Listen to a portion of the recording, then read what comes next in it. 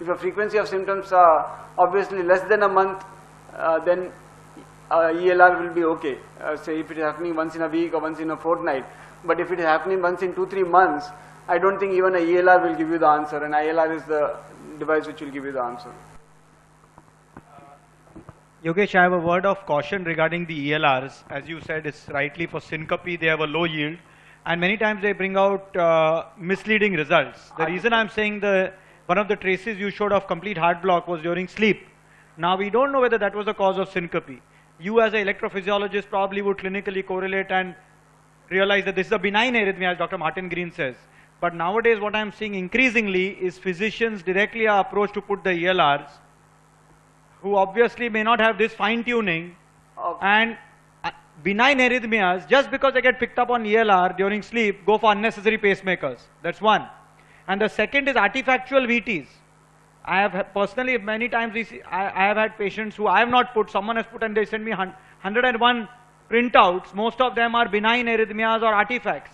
So I think ELRs can do harm. Yeah. And we should be very careful and judicious, and some experts should see and clinically correlate. Wherever is the result of the ELR, it has been recorded and they are giving the result. As per the result, they say that more than 10,000 of the VPCs and the couplets have seen. And definitely the person, feedback person is trying to put some ICD or something. As rightly pointed out by sir. I think we have to critically judge the data, and sometimes, as sir says, there can be artifacts also, because the ELR is applied, and you can have some various surface artifacts, and unless it is analyzed well, it may be inappropriately treated.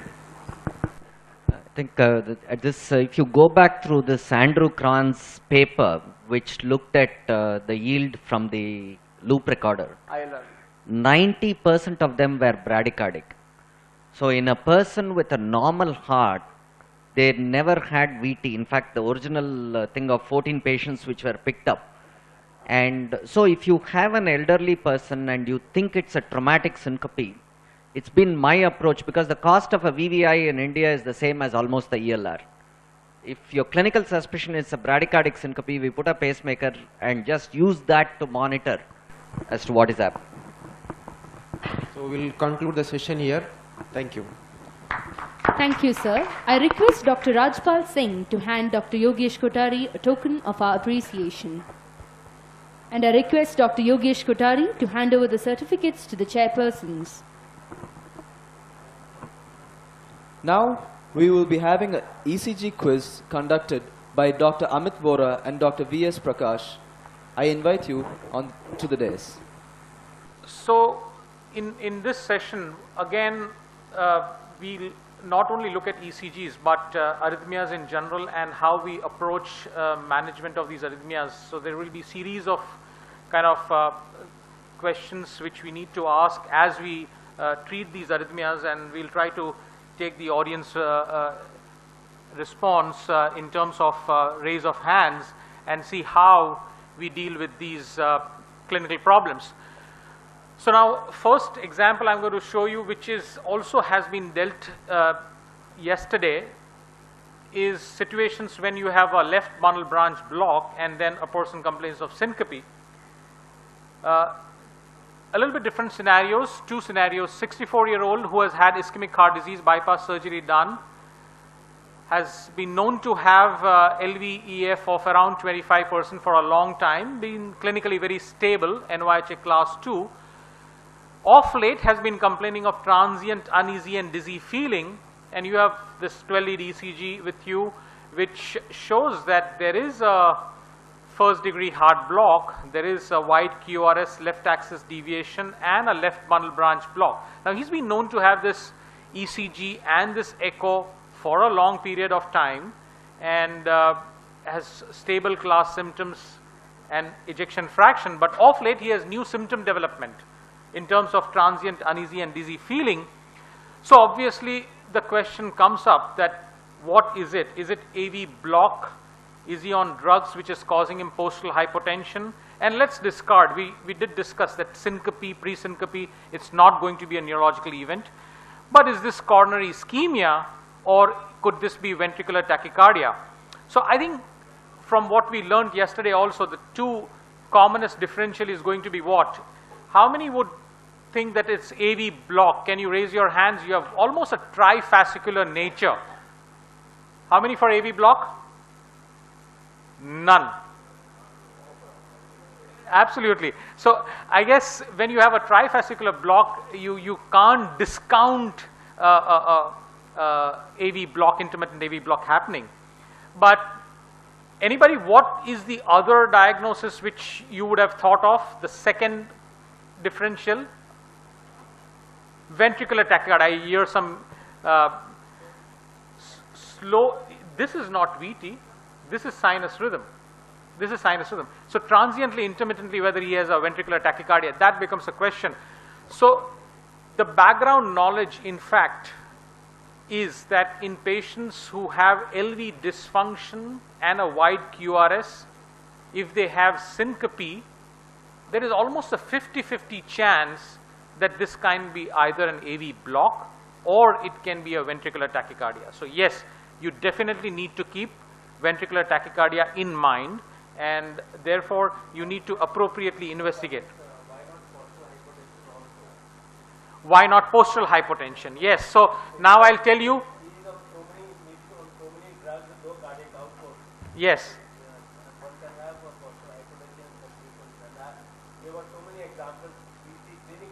Yes. So I think very true. So clinically you should entertain postural hypotension, but it's relatively easy to establish postural hypotension when you do an examination. You see the drop in pressure in your clinic, and if you see that happening remarkably and he is symptomatic, obviously it solves your problem. But you know, in the story goes that this patient didn't have postural hypotension on his examination.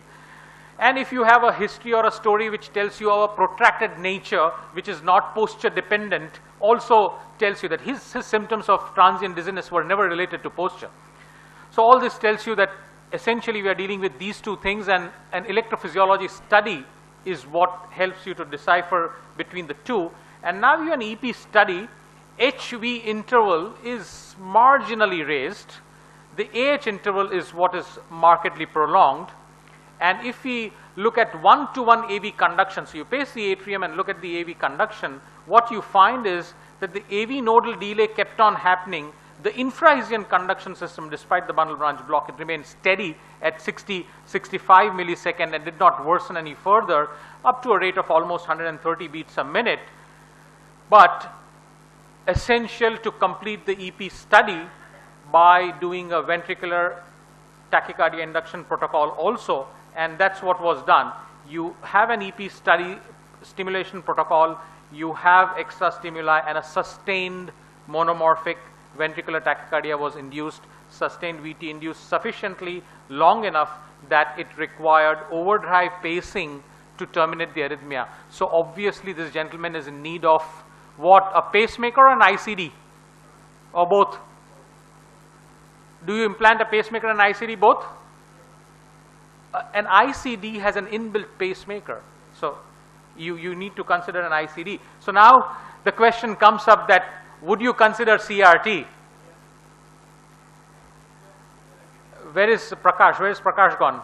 Not, Prakash is here. Prakash, can you help me? What would you do? Now the question is that we will implant an ICD. Why don't you come up there? You're looking at your, oh, okay, okay. So we will not disturb Prakash. Can we have a mic and can we give it to Dr. Green? So the question is that you have a left bundle branch block, you have an ejection fraction of 25%. There is a need for implanting a device. We have established that the need is an ICD, and there the question comes up that why not do a CRTD, and his NYHA class is 2. He is stable in his heart failure symptoms. What is your take? We know that currently the literature has started supporting, especially from the RAFT and MARID CRT trials, that as longer you follow up, these patients tend to benefit. So you do consider resynchronization even in less asymptomatic patients? So the RAFT study actually showed a mortality benefit in New York Heart Association class 2 patients with CRTD versus ICD. So I think the answer is yes. This is a class 1 indication for CRTD.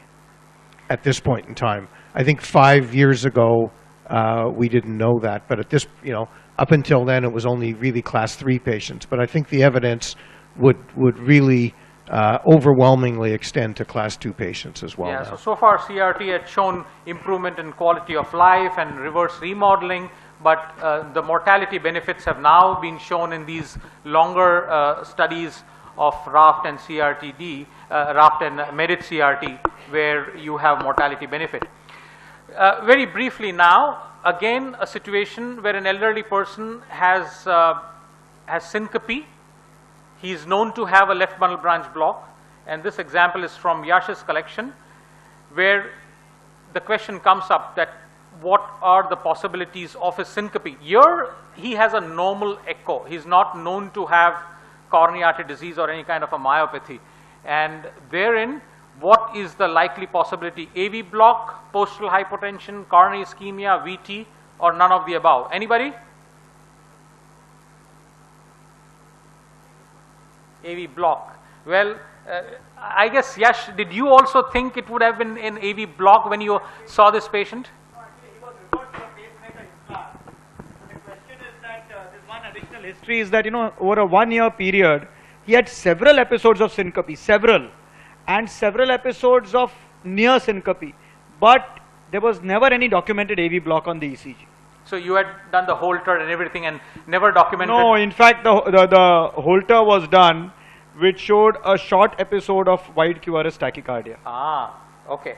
So this is interesting. Just to make everybody aware that right, clinically one should think in terms of an AV block, but when the EP study was done, it in fact showed that this patient had a AV node reentrant tachycardia, and that's where we want to show you this pressure tracing. Look how the pressure is normal with the induction of a supraventricular tachycardia. The intracardiac electrogram helps us to clearly establish the diagnosis, and you have a fall in blood pressure.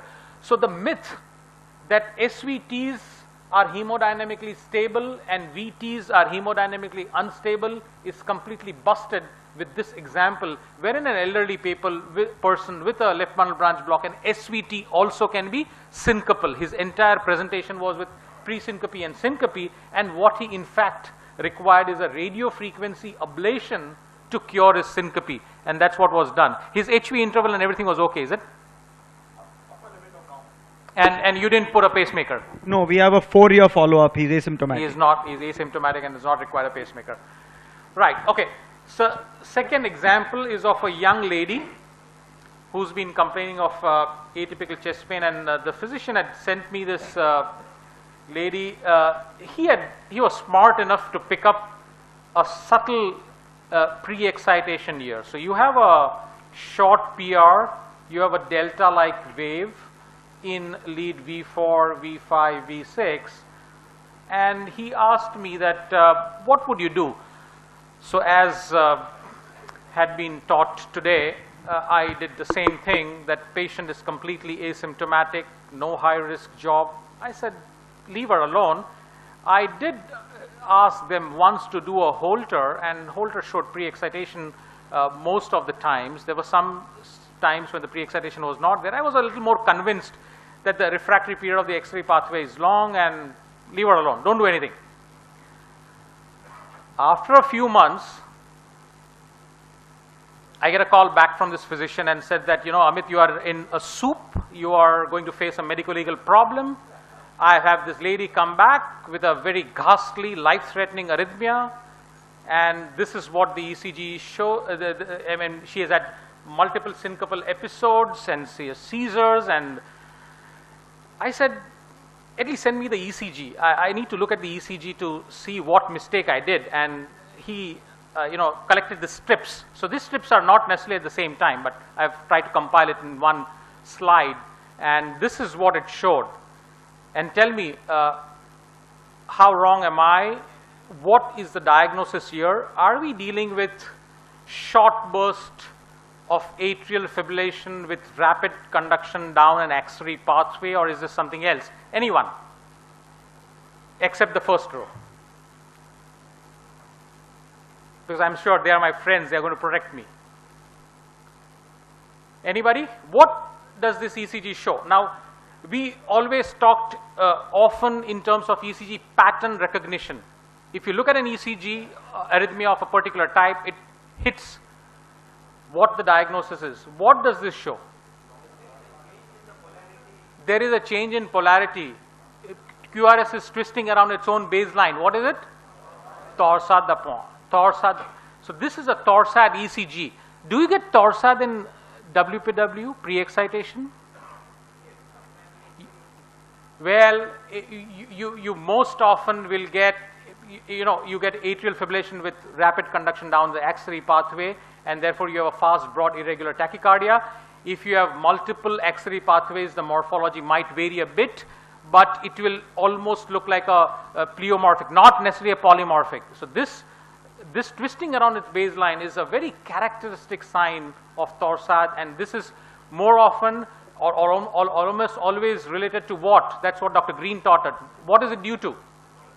Long QT. So now you need to look at the QT interval more carefully, because these are rhythm strips. They're probably not easily identifiable, but in the descending limb of the T wave, one PVC leads to a polymorphic run. In the descending limb of the PVC, a PVC resulting into a longer run this time. So essentially, there is something happening with her QT, and a single rhythm strip is probably not the ideal or the best.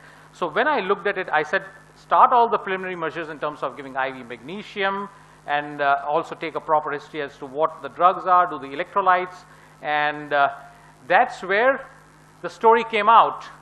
The patient was started by the general practitioner on ciprofloxacin, and this is the arrhythmia which they had come with. And once the magnesium was given, the ofloxacin omitted, they give empiric potassium as well, because the potassium was in the border range of 3.5. You now see the QT is slightly prolonged. And this is after correction. And where is the pre-excitation? Is there any pre-excitation here? No. No pre-excitation here. So now, a few days later, it's complete normalization.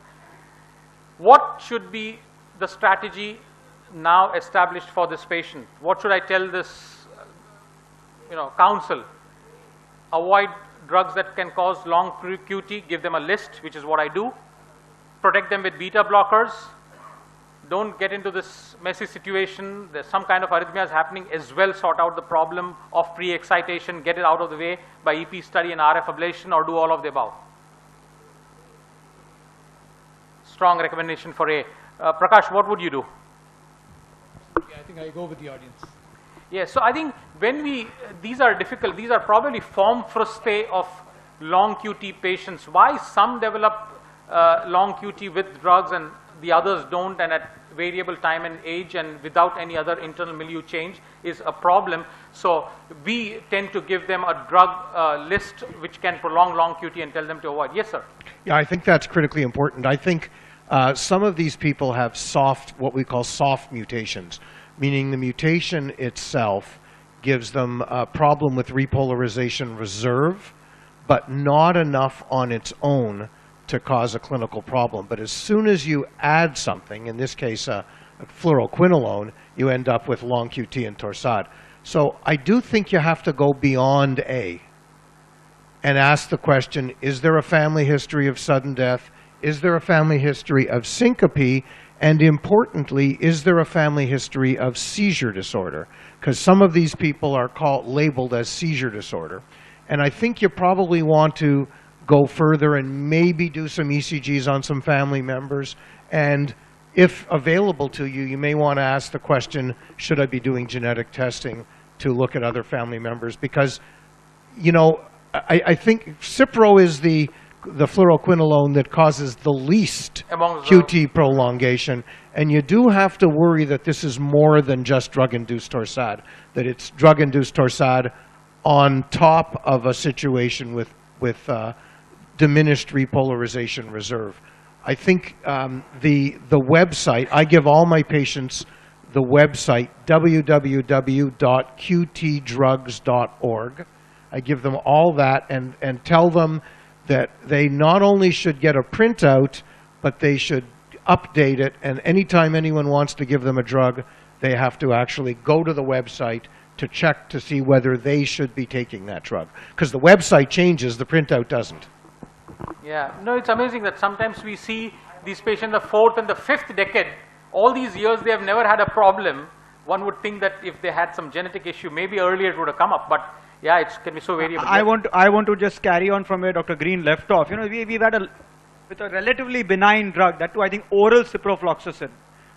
The patient has landed up with a life-threatening arrhythmia. Now, sometime or the other, knowing at least in India, my friend in Norway said he had not taken a single drug in 5 years. I don't think any of us here has not taken any drug in 6 months. In 6 months, we take some drug or the other. So this is a life-threatening arrhythmia which has come with a relatively benign drug. So I would also go beyond screening family members, but the index patient, I don't know how good beta blockers would be here, but I also want to highlight the role of the simple surgery of sympathectomy in long QT. I don't know what will be the role here. I'm not sure. Now, you know, obviously because this patient we saw, again, we did all the things in terms of no prior history of syncope, no family history. I have not done the ECG of the family members, nor have asked for a genetic testing. But there's no family history of a sudden cardiac death whatsoever. Now, to go to a drastic step of sympathectomy, I think we need more data or information. It would be really worthwhile doing a genetic testing in cases which we think there is a strong reason to suspect a congenital long QT and probably identify. But it would be very difficult, as Dr. Green said, that in a patient where the family background of what gene abnormality is not necessarily known, and you don't have a phenotype very clear on the ECG as well, just a drug provoking a long QT, whether we should take that step. Narasimhan, would you want to add anything?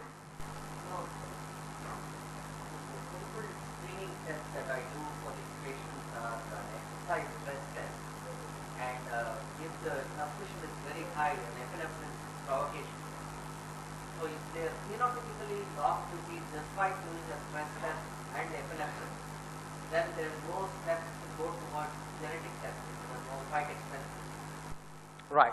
Okay. Let's move on to another example. Now, this is of, again, a 40-year-old lady who had been presenting essentially with fatigue and importantly with ascites. Actually, this patient landed up with a gastroenterologist.